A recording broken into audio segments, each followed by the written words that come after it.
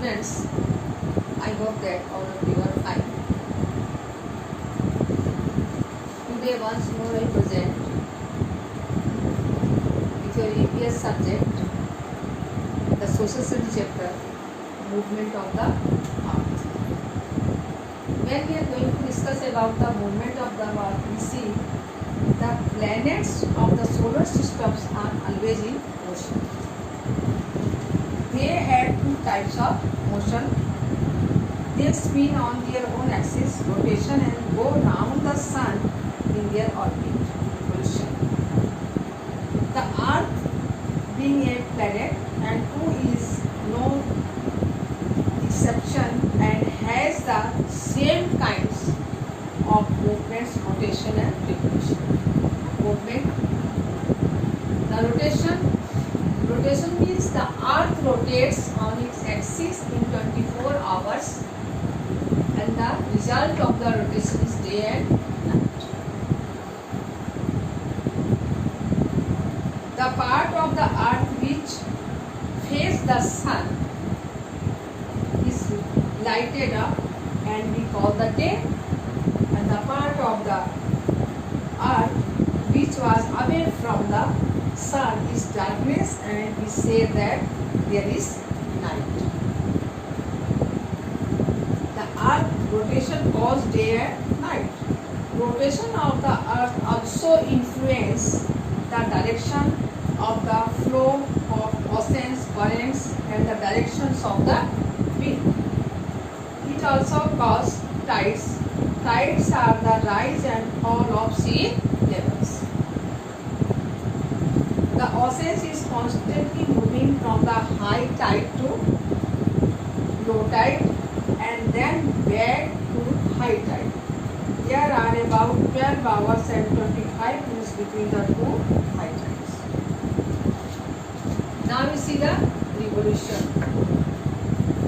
Apart from rotating on its axis, the earth also moves round the sun on its orbit.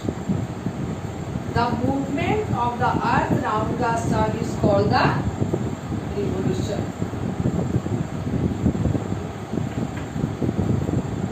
The path on which earth moves the sun is called the orbit. The path is not circular but X-shaped or elliptical. The earth takes 365 and 1/4 days to cover one movement of the sun. We leave the friction 1/4 and in 4 years one complete day is added to the particular year in the month of February. February makes 29 days. February makes 29 days. This year is called a leap year. Leap year. And thus leap year has 366 days. 366 days. Why? In leap year.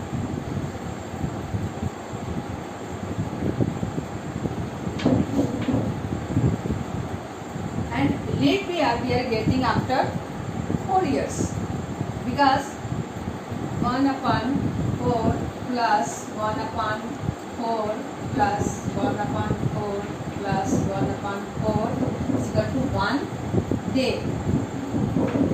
Then after 4 years we plus 1 day into 65 days and becoming 366 days, and that is the leap. Now we consider season. Seasons are caused by the effect of equation. The earth around the sun, it is due to the tilting of the earth axis. The axis is tilted at an angle of 23 and half degree. It sometimes leans towards the sun and sometimes away from the sun. Because of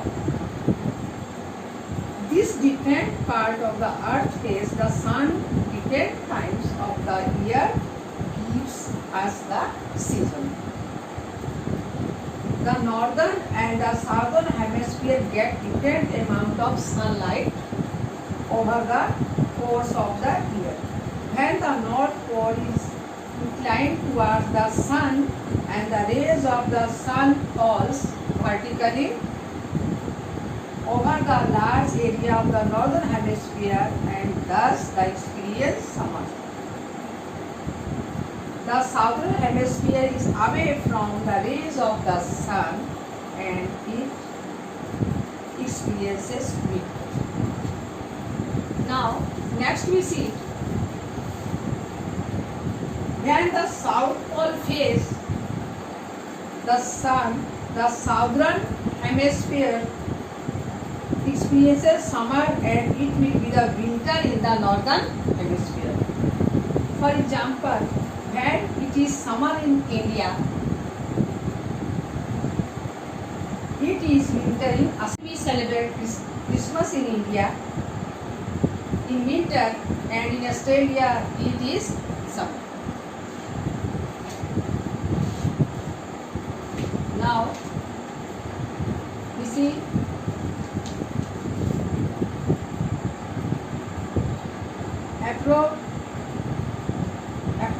approximately on June 21, the rays of the sun falls vertically over the Tropic of Cancer. There is summer condition in the northern hemisphere. It is called the summer solstice, and solstice is an astronomical event that happens twice in each year. When the sun attains position in the sky is in northernmost or southernmost stars. On this day, the northern hemisphere has the longest day and the shortest night. We see on the September 22 or 23rd, the rays of the sun fall vertically over the equator, and therefore on this day the day and the nights are all over the world, and the season is equable. The position is called the autumnal equinox or autumnal equinox. Mostly on the December 21, the rays of the sun fall vertically over the Tropic of Cancer. The southern hemisphere has largest day and shortest. Now you see on the March 20 or 21, March 20 or 21, the rays of the sun again fall vertically over the equator, and again the day and nights are equal, and the season is equable. This position is called the spring equinox or vernal equinox. This condition is similar to that September 22 and 20. Thus we find that motion of the earth causes day and night as well as change in the seasons. This is the discussion of our chapter. Now more to know about the chapter. The equinox occurs twice a year, March 21, 22 and 22-23 September, when the Earth's axis has no title. So the sunlight hits the Earth evenly at the equator, and day and nights are of equal length. Now you see the day of the summer solstice is the longest day of the year. The winter solstice occurs on the shortest day of the year, and the solstice occurs when the title of the earth is maximum towards the sun or away from the sun. It also happens twice a year, June 21 or 22 and December 21 and 22. Thank you. This enough. And learn the question answer properly. See the chapter. If any problem will be there, try to call me. I'll solve your problem and be ready for your just tell me.